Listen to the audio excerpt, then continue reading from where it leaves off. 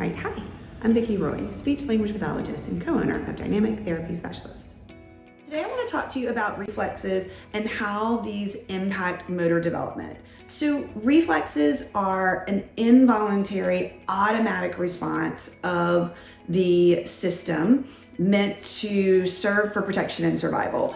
Reflexes are what get us moving. They spur on motor development. So in early infancy, we have reflexes that will eventually lead us to be able to intentionally move and be able to develop our motor skills. Without reflexes, we would not figure out how to move. We would not know that we could move.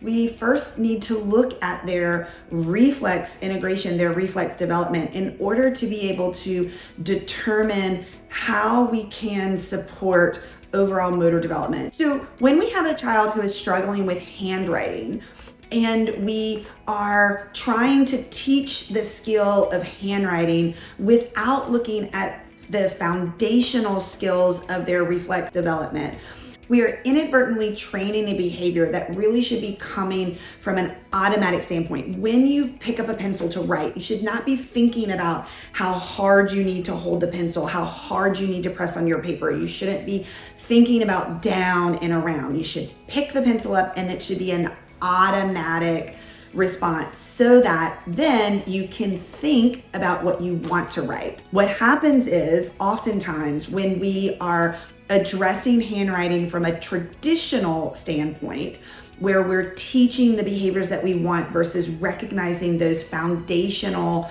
reflexes that support handwriting, we end up using cognitive resources to do something that the brain should be doing automatically. So then we end up getting children who do not like to write. They're complaining about homework, they're crying, the afternoons are horrible, parents are really struggling with getting this to happen because we have trained handwriting versus supporting the reflex, the hand grasp reflex, to be able to integrate that reflex so that then the act of holding the pencil doesn't become the primary focus for the brain, that instead the thinking part can become the primary focus of the brain.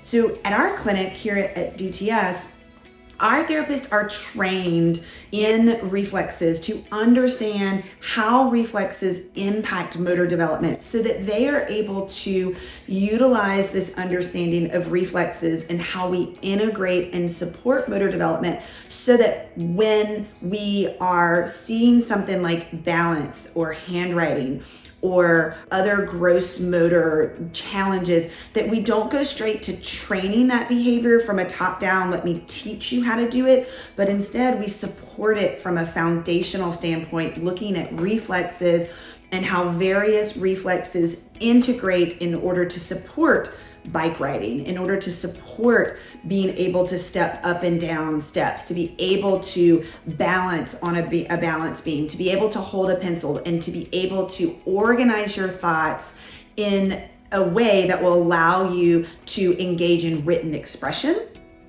as opposed to focusing all their energy on how they're holding the pencil and not being able to think that through. At DTS, we have a team of occupational therapists who are able to look at motor development as well as reflex development in order to support the child's overall functioning. If you would like to learn more about motor development and reflex integration and how these two work together, please give our office a call. We're more than happy to help you and to put together a plan for your child's intervention.